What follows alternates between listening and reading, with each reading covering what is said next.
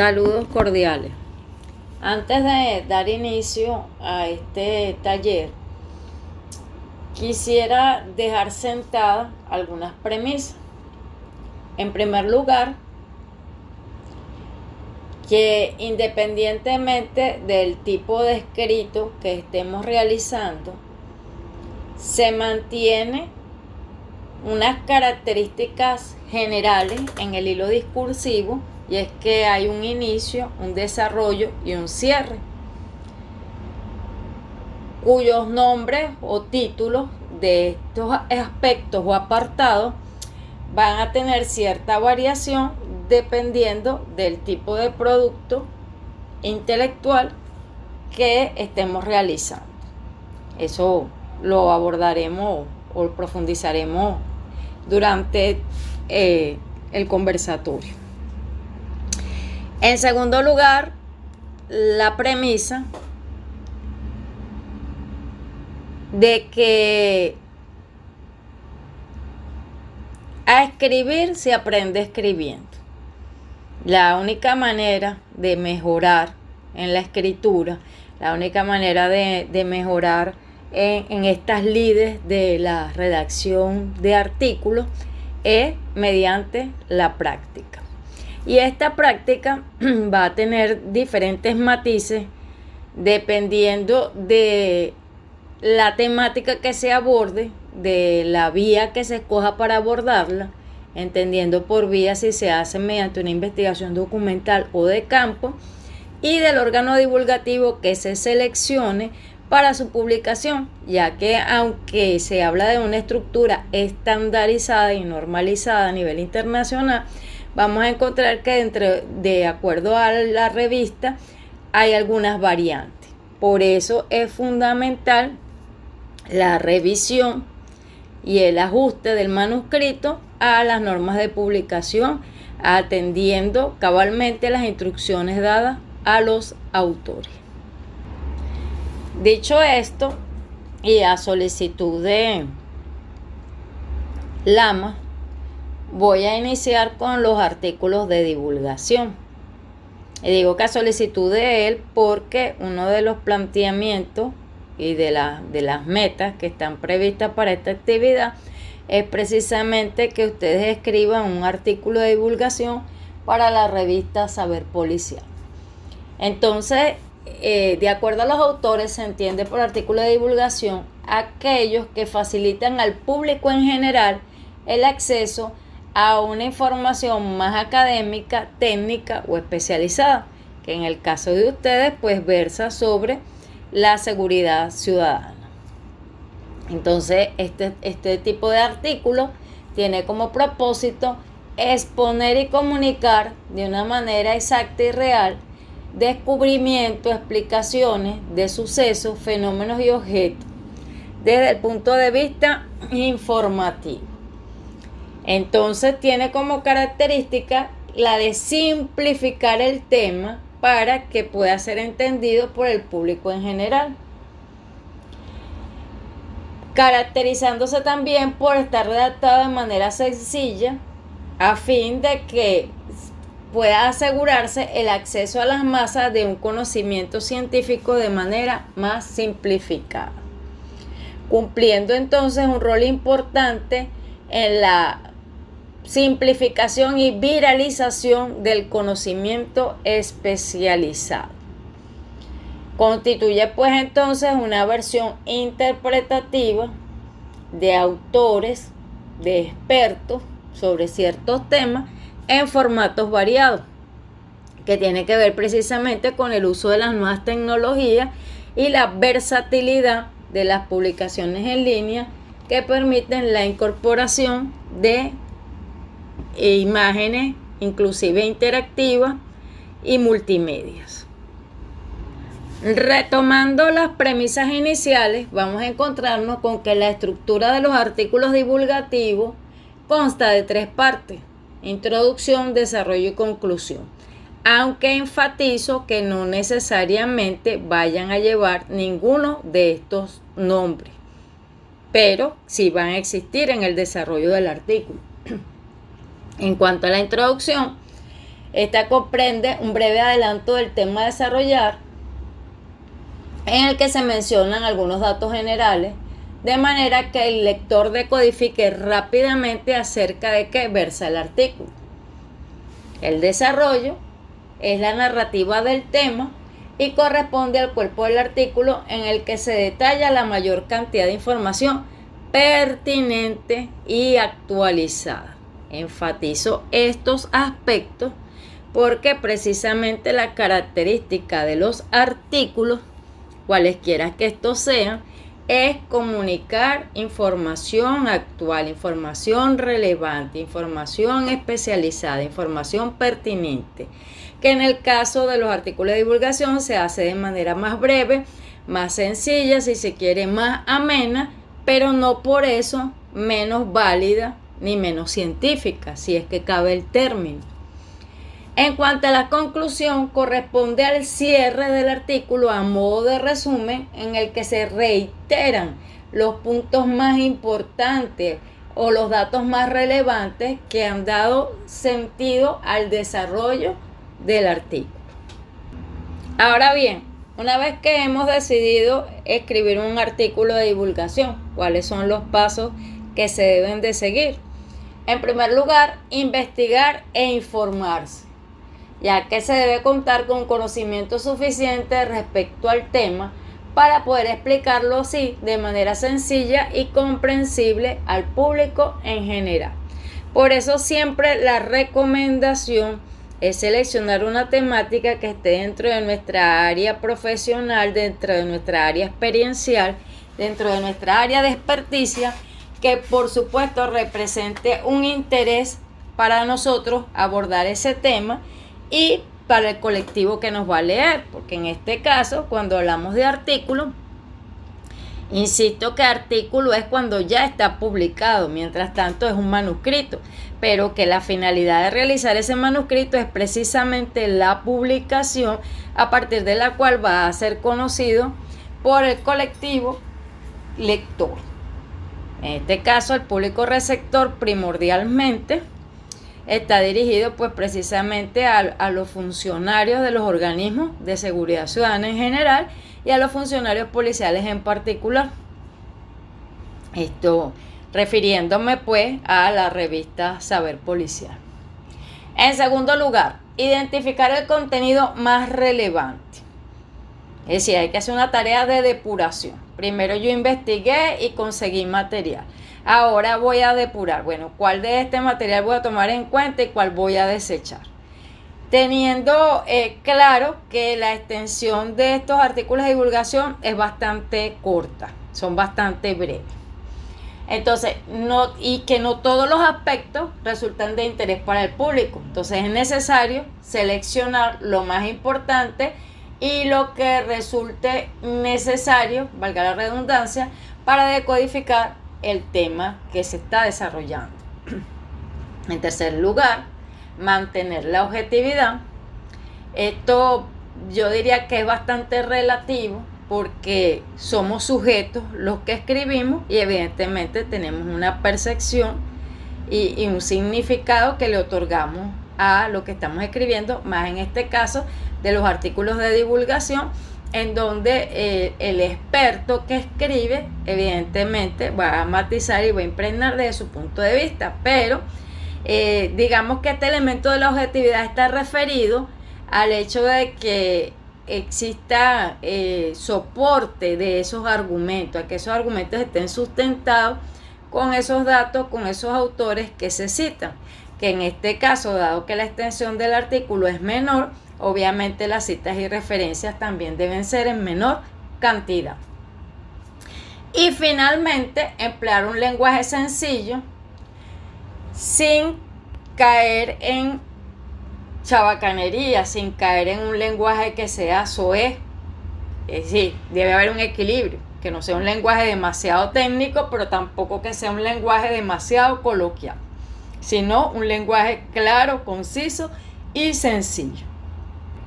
Seguidamente abordaremos el artículo científico, cuya finalidad es publicar los resultados más representativos de manera fidedigna, con claridad y concisión. Se trata pues entonces de un informe escrito y publicado, que es lo que da la característica de artículo, que esté publicado. Si en este caso que lo estamos construyendo es con la finalidad de llevarlo a publicación, a que sea publicable, de resultados originales de una investigación. Debe ser claro para que los destinatarios reciban el mensaje correcto que se quiere transmitir. En este caso, para eso es importante apoyarse con la parte visual. Que esos resultados estén acompañados de gráficos, diagramas o figuras que ayuden al lector a su mejor comprensión. Se trata pues entonces de un manuscrito elaborado a partir de una investigación cuya finalidad es comunicar los principales hallazgos y resultados, discutir o socializar una idea bajo una estructura normalizada, estructura que seguidamente abordaré. Si realizamos una revisión de distintas revistas y de sus normas, vamos a encontrar diferentes clasificaciones o tipos de estos artículos científicos. Sin embargo, yo aquí tomé estos 4. En primer lugar, los artículos de investigación que se refieren a la comunicación de resultados originales productos de una investigación de campo, sea cuantitativa o cualitativa. En segundo lugar, los artículos denominados de revisión, que son aquellos que son producto de una investigación documental, que busca analizar información publicada sobre el tema para dar un panorama de cuánto se ha investigado, de cuáles son las tendencias y posturas, etc. Es decir, el estado del arte. En tercer lugar, los estudios de casos, que son muy utilizados en ciencia de la salud, aunque no exclusivo de ello, que versan sobre experiencias particulares. Y los divulgativos, cuya finalidad es precisamente compartir determinada información de los cuales ya conversamos. Ahora bien, retomando la estructura estandarizada, normalizada e internacional de los artículos científicos, la cual, como señalé, puede tener algunas variantes dependiendo de la revista, inicia por el título del artículo. Seguidamente, la identificación del autor o autores de dicho artículo. Luego, el resumen, el cual debe presentarse en español y en inglés y debe contener unas palabras clave.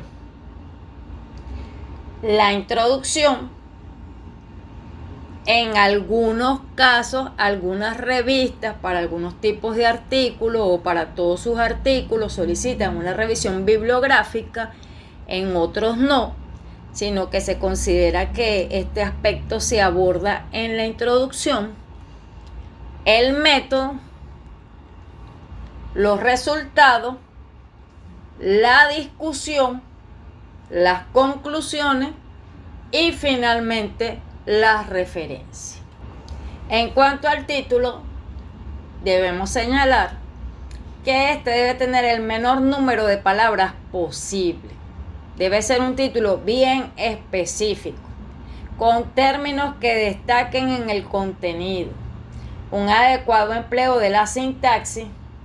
No se deben utilizar abreviaturas, fórmulas ni jerga. No se recomienda que sea interrogativo y de preferencia que tampoco tenga subtítulos. Evidentemente que estas recomendaciones no son una camisa de fuerza. Si nosotros revisamos artículos en diferentes revistas, quizás encontremos algunos que tengan alguna abreviatura o quizás encontremos alguno que esté redactado de forma interrogativa. Sin embargo, no es lo que se acostumbra, no es lo que se estila para este tipo de escritura, es decir, para artículos. Cabe destacar que en algunos casos los artículos no se realizan desde el inicio con esa visión de artículo, sino que en algunas oportunidades se hace una investigación como tesis, como trabajo de ascenso, como tesina, como tesis de grado o tesis doctoral, y posteriormente de allí se extraen uno o varios artículos. En este caso, bajo ningún concepto, el título del artículo debe ser el mismo del trabajo del que se está partiendo, ¿verdad? Hay que diferenciar los diferentes productos intelectuales que se pueden realizar a partir de una misma investigación. De hecho, con frecuencia, sobre todo a nivel de tesis doctoral, los títulos son más largos o rebuscados, y fíjense que aquí estamos señalando como característica deseable que el título sea corto, específico, conciso y sencillo. En cuanto a los datos del autor o autores, la mayoría de las revistas recomienda que el autor se presente con sus nombres y apellidos completos tal como aparece en el documento de identidad. Esto para evitar que, tratándose de nombres comunes, pueda confundirse un autor con otro. Por ejemplo, alguien que se llame José Pérez, si no dice el segundo nombre y el segundo apellido, entonces es probable que se confunda un José Pérez, por decir chileno, con uno colombiano o venezolano. Es importante para la revista y para los lectores que aparezca el correo electrónico del autor. En el caso de la revista, por si debe contactarlo para que haga algunas correcciones o mejoras del artículo, o para avisarle que el artículo fue publicado. Y en el caso de los lectores, porque a veces les interesa tanto el tema que quieren profundizar en él, y qué mejor que el autor del artículo para orientarlo en cuanto a la revisión de cierta bibliografía especializada, o inclusive para compartir e intercambiar materiales, saberes, entre otros. En cuanto a la síntesis curricular de este autor, algunas revistas piden una síntesis de 3 líneas, 4 líneas, es decir, los aspectos o los grados más importantes. Pero la tendencia general es a simple y llanamente solicitar el máximo grado académico y la afiliación institucional. Es decir, dónde está escrita esta persona, dónde trabaja esta persona y evidentemente qué cargo desempeña. En esto de la afiliación institucional, si estamos hablando únicamente de Venezuela, es importante colocar la ciudad. Porque, por ejemplo, la Universidad Nacional Experimental de la Seguridad tiene diferentes CEFO. Entonces es importante destacar, bueno, trabajas en el CEFO Carabobo, por poner un ejemplo. Y si se trata de un compendio de artículos de diferentes países, pues entonces sería importante también destacar, además de la ciudad, el país. Cubierto estos 4 elementos que son los fundamentales de los datos del autor: nombre y apellido, correo electrónico, máximo grado académico y afiliación institucional, nos vamos a encontrar con que la mayoría de las revistas solicita el código ORCI. ORCI es una base de datos de investigadores a nivel internacional cuyo registro es totalmente gratuito y tiene la ventaja que va a permitir que sus escritos, publicaciones e investigaciones sean visibilizados y visualizados a nivel internacional, y que las personas puedan rápidamente conocer su perfil profesional, su perfil como investigador. Paralelo a esto, algunas revistas solicitan además el Google académico, ya que este permite la indexación de estos recursos documentales y científicos que aparecen publicados en la web. Es por esta razón que la mayoría de las revistas no piden una síntesis curricular tan larga, sino únicamente el máximo grado académico, puesto que el detalle de la trayectoria profesional e investigativa y de publicaciones de este autor se puede visualizar accesando al código ORCI o al Google académico. También algunas revistas, no todas, yo diría que especialmente las que son de revistas de tipo divulgativo, que utilizan mucho más la parte o hay un mayor aprovechamiento de la parte gráfica, de la parte visual, solicitan una fotografía de buena calidad, de alta imagen, no pixelada, tampoco que sea pesada, que pueda incorporarse al artículo, de manera que las personas que leen puedan ver el rostro. Vamos a decir que también lo hace más humano, ver el rostro de quién es ese que está escribiendo, ¿no? Y hay un mayor acercamiento en esa comunicación diferida porque yo escribo primero y otro me lee después. Seguidamente, el resumen del artículo es una parte fundamental. En primer lugar, porque es lo primero que va a leer el editor de la o el editor o el director y los árbitros de la revista, y sobre los cuales van a decidir si vale la pena seguir leyendo el resto del contenido o no. Y asimismo con el lector, es el primer acercamiento que usted va a tener con el lector, y es allí entonces donde debe haber ese enganche, atrapar a ese lector para que siga leyendo.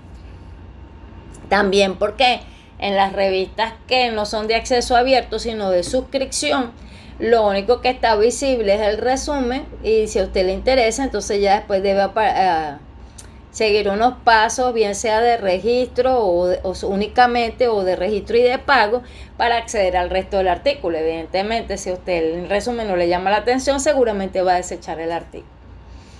Entonces, el resumen es un artículo en pequeño, es un mini artículo, por lo tanto debe contener todos los elementos de la estructura del artículo, de manera sintetizada, resumida, más no repetitiva, porque veo con frecuencia que hay escritores, articulistas, que entonces, como el resumen es una síntesis del artículo, copian y pegan párrafos del artículo y los recortan. No, debe mantener la misma idea, la misma hilación, la misma coherencia, pero dicho con otras palabras. Es importante esa capacidad de síntesis, de decir lo que realmente importa, puesto que en los artículos generalmente este resumen consta de 150 palabras, máximo 250 palabras en algunos casos, es decir, que no pasa de una página. Entonces debe tener la introducción, que se refiere a cuál es el problema, evidentemente el objetivo del artículo, que ya sabemos que tiene que ver con comunicar, difundir, divulgar, la metodología, que algunas revistas lo llaman materiales y métodos, es decir, cómo se estudió el problema, los principales resultados o hallazgos que se encontró, la discusión, qué significa dichos resultados o hallazgos, y finalmente las palabras clave, que generalmente son de 3 a 5 y que la doctora Crisalia Villegas recomienda que se presenten en orden alfabético. Y la mayoría de las revistas, especialmente las revistas que están indexadas, recomiendan que estas palabras clave se seleccionen con correspondencia al tesauro de la UNESCO.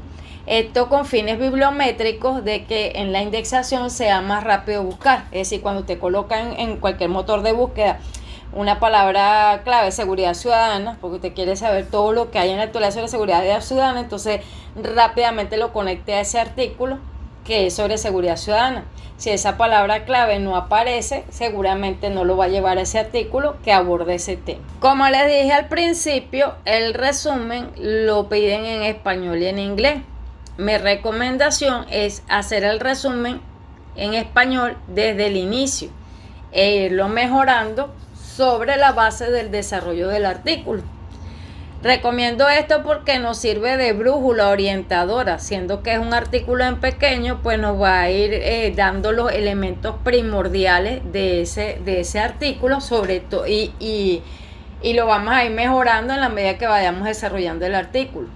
Pero el resumen en inglés, el Astra, recomiendo que se haga al final, cuando ya se le haya realizado la última lectura del artículo, cuando ya se diga sí, todo está perfecto. Traducirlo. Porque si se hace al inicio, entonces cada vez que sufra modificaciones el resumen en español, necesariamente habrá que modificar el resumen en inglés. Y si en algunos casos se lo han dado a otra persona que es experta en el inglés para que lo corrija o para que verifique que la traducción que usted hizo está correcta, entonces vas a tener que estarlo molestando a cada rato. Por eso entonces mi recomendación es el resumen en español al inicio, sabiendo que no es el definitivo, sino que se va a ir mejorando a lo largo del desarrollo del artículo y de las lecturas subsiguientes que usted haga del artículo.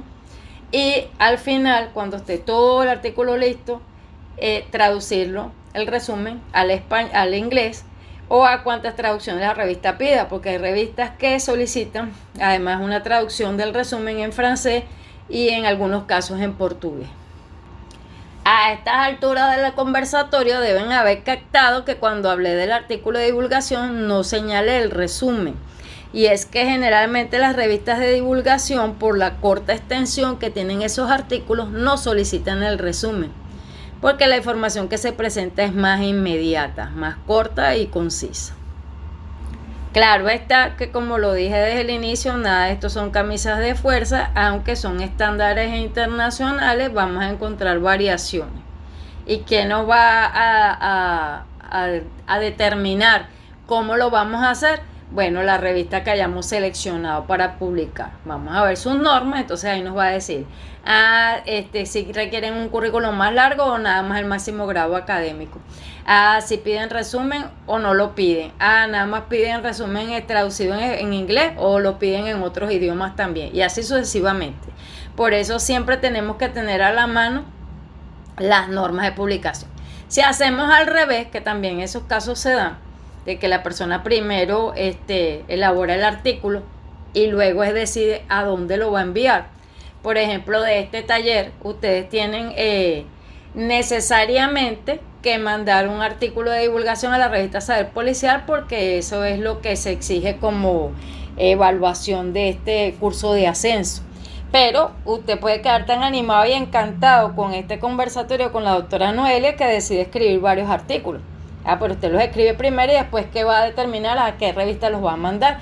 Evidentemente, antes de mandarlo a esa revista, entonces debe hacer un proceso de revisión de las normas de esa revista para ajustar su artículo a esa revista, y entonces ahí entra una recomendación que seguro voy a nombrar más adelante, pero también en este momento, que es incorporar dentro de la cita algunos autores que hayan publicado en esa revista, porque eso le da al editor confianza de que usted ha revisado, ha leído y conoce a esa revista y le da importancia tal que la cita en su artículo. En cuanto a la redacción del objetivo del artículo, que ya había mencionado algo por allí antes, bueno, si dijimos en todas las definiciones que señalamos que el artículo persigue esa difusión de los resultados de esa investigación, evidentemente entonces que vamos a tener que el objetivo puede ser informar, es decir, mostrar datos, exponer, explicar, argumentar, razonar, narrar, describir, entre otros. Esto porque cuando se trata de investigaciones que se realizaron previamente, como en el caso de las tesis, posterior se elabora el artículo, se suele confundir el propósito de la investigación con el propósito del artículo. E incluso a veces hasta mostrando una cierta incoherencia, porque como les señalé anteriormente, no se recomienda que se utilice el mismo título de la tesis para el artículo, entonces a veces cambian el título del artículo, pero no cambian el propósito u objetivo del artículo, sino que siguen dejando el de la tesis. Entonces, por ejemplo, en el caso de la tesis doctoral, es que su propósito es generar un constructo, entonces ponen que el propósito del artículo es ese no es el propósito del artículo, porque en el caso del artículo ya se generó el constructo, ya se generó la aproximación teórica, ya se generó el modelo. Aquí entonces, ¿qué es lo que se está? Es mostrando, compartiendo, divulgando, difundiendo, comunicando, entre otros. En cuanto a la introducción del artículo, muchas veces se suele confundir con la introducción de otro tipo de escrito, como sería una monografía, la misma tesis o trabajo de grado, entre otros, y entonces no se profundiza suficiente en describir o detallar el problema, lo cual es fundamental. Si bien es cierto que la introducción de los artículos son cortas, precisamente en eso corto, breve, preciso y conciso se debe detallar el problema: qué, cuándo, quién, dónde, cuánto. Algunas revistas exigen que allí esté presente la pregunta de investigación, más o menos haciéndolo como equivalente a los trabajos de grado, que tienen un desarrollo, una narrativa, un discurso y que cierran con una interrogante. No todas las revistas he visto que lo exigen, pero sí hay algunas que en su baremo de arbitraje colocan está presente o ausente la pregunta de investigación. Entonces, bueno, creo que no cuesta nada para prevenir eso, colocarlo. Y evidentemente la introducción debe enunciar el objetivo del artículo, que debe ser el mismo que aparece en el resumen. Ahí sí no debe de cambiar nada. El objetivo, donde quiera que se mencione, debe ser el mismo. Igual que la metodología, simple y llanamente que en el resumen se presenta de manera resumida.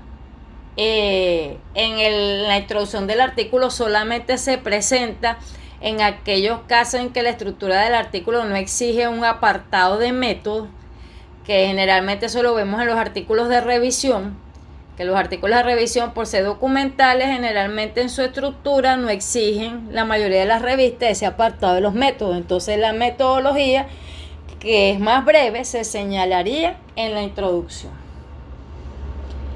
Se debe describir cuál es el impacto científico y social de ese artículo, lo que sería la justificación del artículo, y finalmente la introducción debe terminar con la estructura del artículo, es decir, los elementos que va a comprender el resto de los apartados o subtítulos. Vamos a ver que la introducción no es tan rígida, porque vamos a tener elementos que se incorporan o que se desincorporan dependiendo del tipo de artículo. Les señalaba, cuando los artículos son de revisión, generalmente no exigen el apartado de métodos en la estructura, entonces en ese caso el método hay que incorporarlo en la introducción. En el caso de los artículos de investigación de campo, que si piden un apartado de métodos, entonces no lo va a colocar en la introducción porque sería redundante.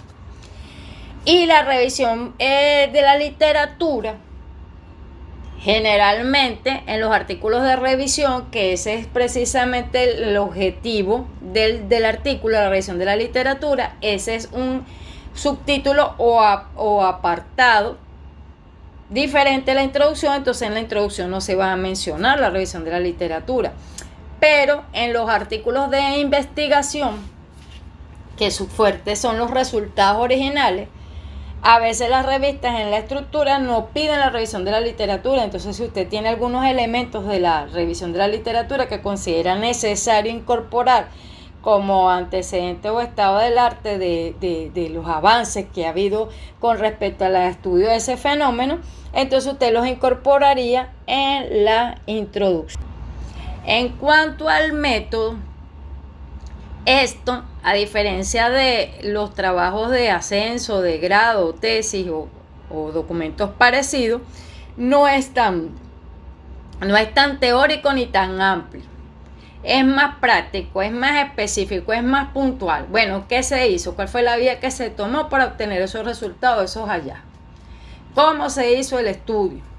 Entonces debe haber una descripción detallada, pero por detallada no estoy hablando de que sean largas páginas, sino detallada en que sea precisa en cuándo, cómo y dónde se utilizó este método, con esta técnica, con este recurso para obtener esto. En los baremos de revisión que le entregan a los revisores o árbitros de las revistas para que valoren el artículo, generalmente se evidencia una relación inmediata entre el apartado de los métodos y el apartado de los resultados.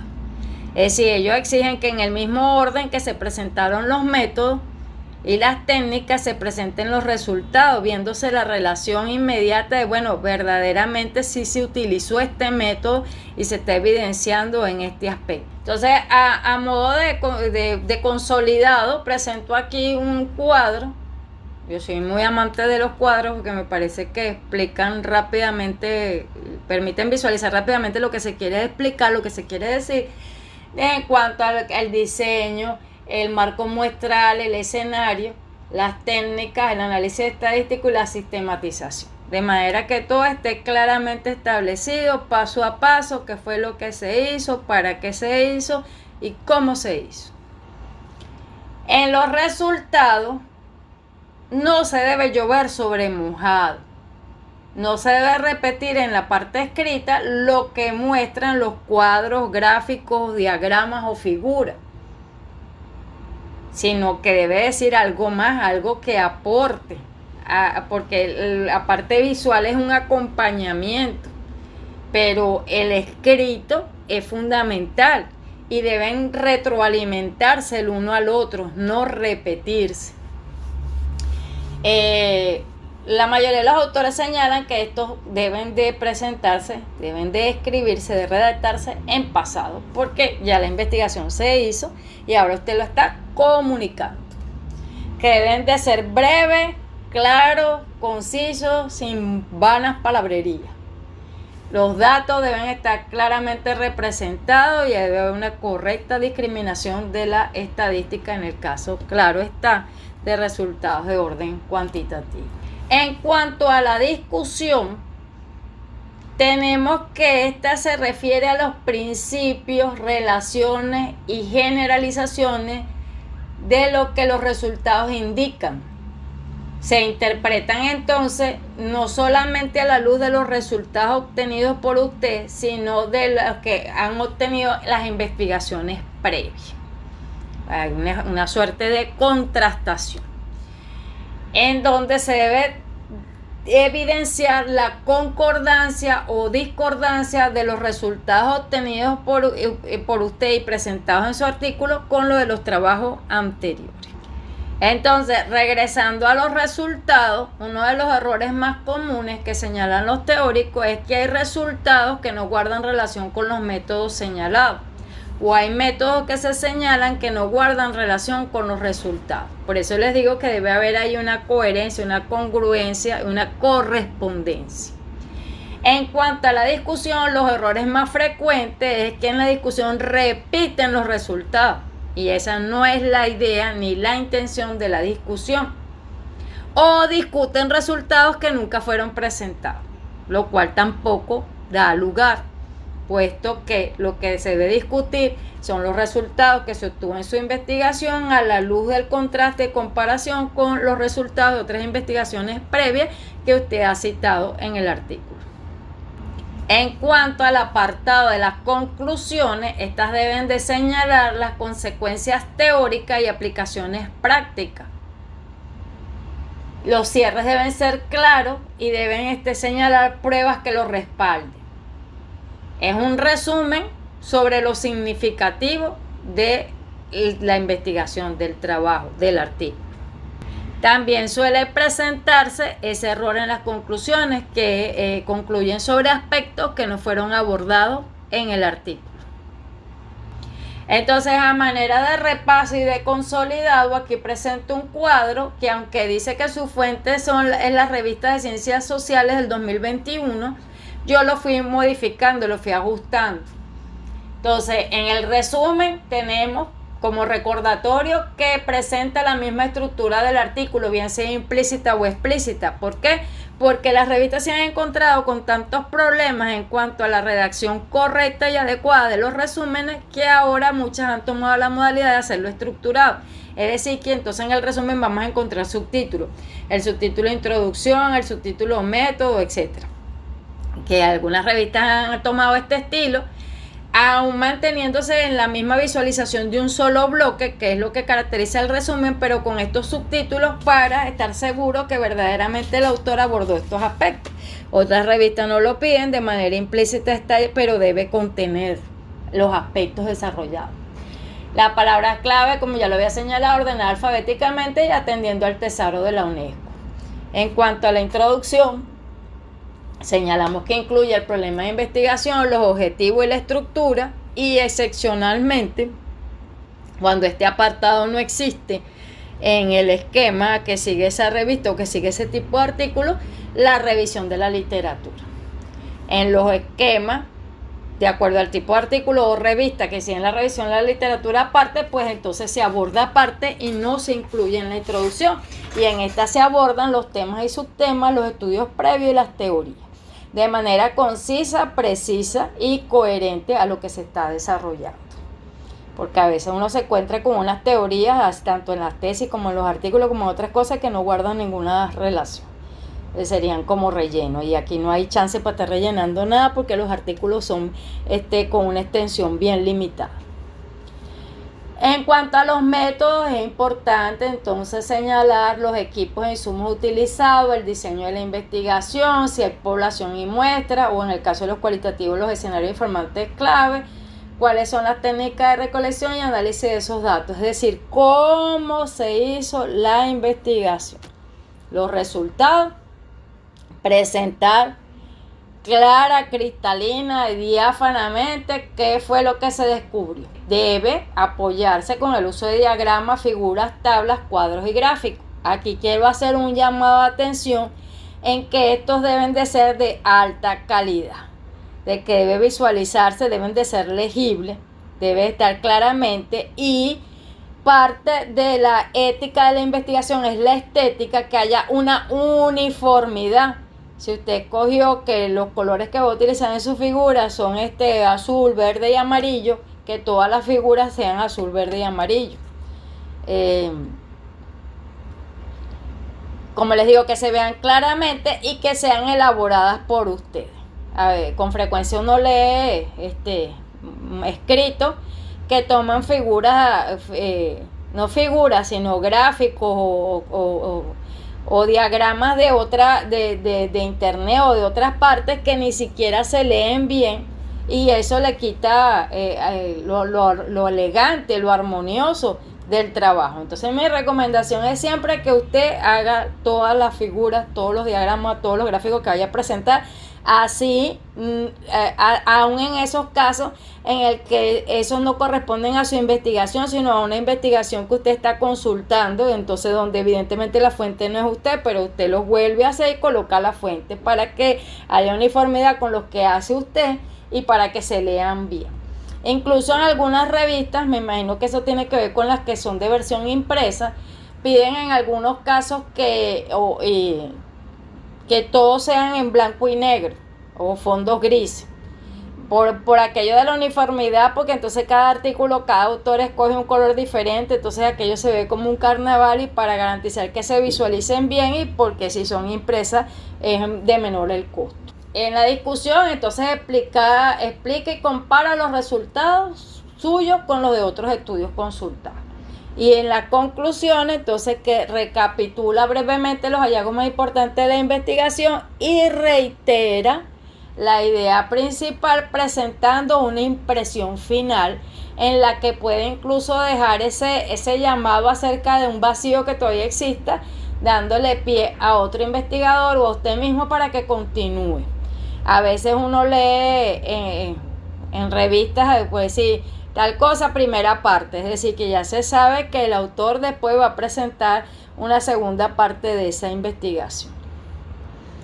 En cuanto a las referencias, no voy a profundizar en este aspecto en cuanto a las normas, porque no tiene sentido, porque aunque la mayoría de las revistas utilizan las normas APA, no todas las utilizan y algunas las tropicalizan, y no estoy en el tanto de saber en este momento para qué revistas eventualmente puedan ustedes escribir.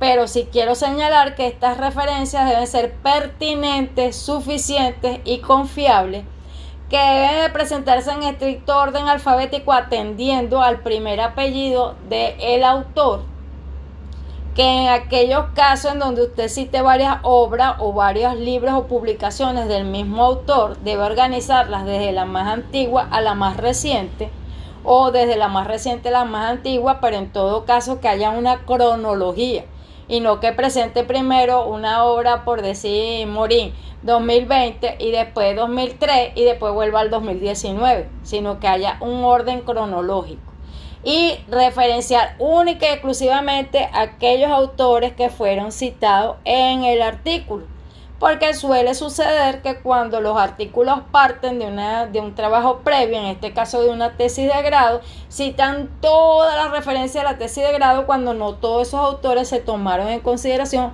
para el artículo. Aquí tengo unas recomendaciones generales, por eso es que de repente no están en el orden de lo que veníamos hablando. Por ejemplo, aquí acabo de hablar de las referencias, ahora voy a hablar de las citas. Cuando se supone que las citas se hicieron en el desarrollo. Entonces, en la cita son importantes citar. Claro, no citar en exceso. Tiene que haber un equilibrio entre no citar nada o citar excesivamente. Debe haber un equilibrio allí. Pero son importantes tener algunas citas porque son reflejos del dominio del tema. Es importante evitar la autocita, porque cuando quien escribe es especialista en la materia, obviamente no es la primera vez que escribe sobre el tema, entonces con frecuencia tiende a citarse a sí mismo, y eso las revistas lo califican como endogamia investigativa y hace que la investigación carezca de valor, porque quien la está legitimando es el mismo escritor. Es importante dar crédito a las ideas ajenas que se utilizan, incluir publicaciones de artículos de la revista en la que se quiere publicar, que eso ya lo había señalado por allá. Importante emplear bibliografía internacional para hacer un paneo de cuál es la situación en general y cómo otros expertos en el área opinan acerca del fenómeno y cómo ese fenómeno, aunque se esté estudiando aquí en Venezuela, si se está presentando en otras partes del mundo y cómo lo están atendiendo. Empleo de bibliografía especializada. Muchas veces vemos artículos que se basan puro en blog, y aunque el blog puede tener un valor en el sentido de que lo escribe un especialista que utilizó ese aprovechamiento de la internet para difundir sus escritos, es importante recurrir también a la bibliografía especializada. Citar lo más reciente, porque estamos hablando que vamos a comunicar resultados que son de interés, tienen que ser resultados de actualidad, y citar correctamente. Esto a los fines de que se diferencie claramente el pensamiento ajeno del pensamiento propio y no por inadecuadas citas vaya a ser acusado de plagio. Porque cuando no queda clara la cita puede entenderse que usted se está copiando eso, porque no se entiende que usted está atribuyendo o está declarando quién es el autor de ese pensamiento, de esa frase, oración o párrafo. Entre los tips para un artículo exitoso se tiene un título claro y corto que describa la temática abordada por el artículo, el empleo de palabras atrayentes que estén ubicadas estratégicamente, la selección de un tema interesante, relevante y pertinente, que sea una temática internacional. En un mundo globalizado como el que vivimos, aunque haya un problema localizado, seguramente es un problema que también se presenta en otras partes, aunque tenga algunas características variantes. Cita el artículo previo de la revista donde se pretende publicar, eso ya lo he mencionado 3 veces, así que les debe haber quedado bastante claro.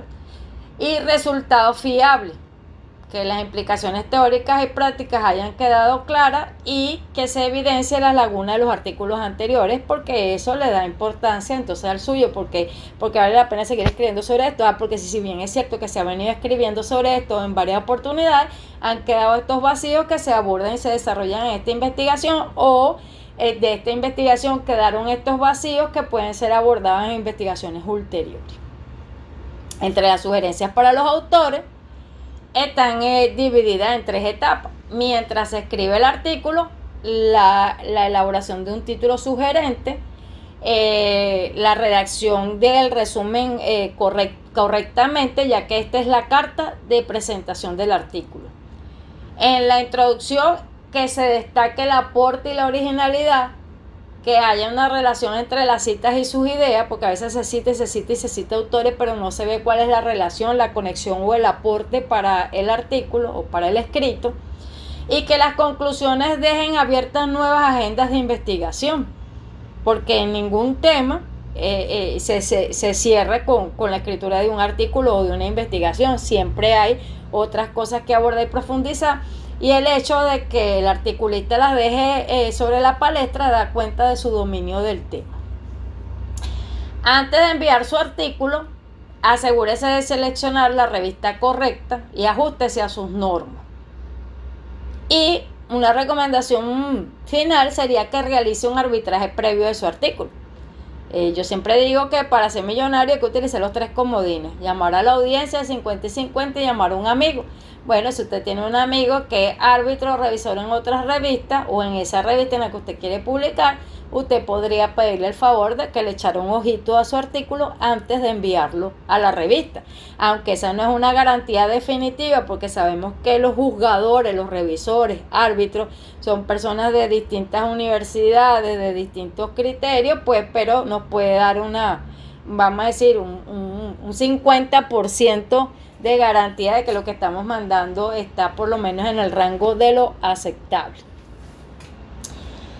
Otras recomendaciones para los autores es que durante las jornadas de escritura estén plenamente concentrados, que sean jornadas de calidad, sin interrupciones. Eso a veces implica escribir de madrugada cuando todo el mundo está durmiendo, o bien tarde en la noche cuando todo el mundo está durmiendo, o tomarse unas horas antes de irse al trabajo. Para ser autor se debe tener vocación, ¿verdad? Porque la escritura también implica pasión, también implica motivación, también implica emoción. Entonces, esa vocación, y esa vocación que nos las va a dar, que nosotros hagamos una selección adecuada del tema, un tema que nos apasione, que nos guste, que dominemos y sobre el cual queramos seguir profundizando. La escogencia de un lugar adecuado para escribir, obviamente donde no tenga interrupciones, tenga buena iluminación, tenga todo a la mano para que no se esté parando a cada rato y entonces se pierda el hilo de lo que está haciendo. Asegurarse que tiene algo nuevo y que ese algo nuevo está sustentado, y que tenga muy claro para qué está escribiendo y para quién está escribiendo, porque la intención última del escritor es ser leído. Y en ese sentido, entonces nosotros tenemos que imaginar quiénes son los que van a leer ese escrito y preguntarnos, bueno, ¿por qué esto les puede interesar? O ¿cómo puedo hacer que esto les interese leer? Entre los aspectos formales, evidentemente estos van a variar dependiendo a cada tipo de revista. El tipo de formato, generalmente todas las revistas piden formato Word, que es un formato editable. Los márgenes sí van a variar dependiendo de la revista, también el tipo de letra. Hay revistas que se decantan por el Arial, otras por Tiny Roman, otras por incluso otro tipo de letras menos comunes. El interlineado, que también va a variar. De hecho, las normas APA, la última, la 7ª edición, tiene un interlineado doble, que a mí me parece horrible porque me parece demasiado grande. Nosotros en la UBA utilizamos 1,5 y en fin va a variar dependiendo de la revista. La extensión, que generalmente varía dependiendo del tipo de artículo. Para los artículos de revisión piden una extensión mayor que para los artículos de investigación, y que esas fuentes, que las figuras, tablas, gráficos sean imágenes de buena calidad y esté señalada la fuente, si es de elaboración propia o de quién es el autor que la está tomando. Quiero concluir esta parte con este pensamiento de Jules Verne, que dice que la ciencia se compone de errores que a su vez son los pasos hacia la verdad. Entonces, dejen a un lado el temor es libre, pero nosotros debemos utilizar las herramientas, las estrategias que nos permitan avanzar, que el temor no nos paralice. Dejen el temor a escribir, dejen a un lado el temor a que quizás no lo estoy haciendo perfecto. No, ninguno somos perfectos, pero todos en la medida que practiquemos vamos a aprender y vamos a ser mejores. Gracias por su atención.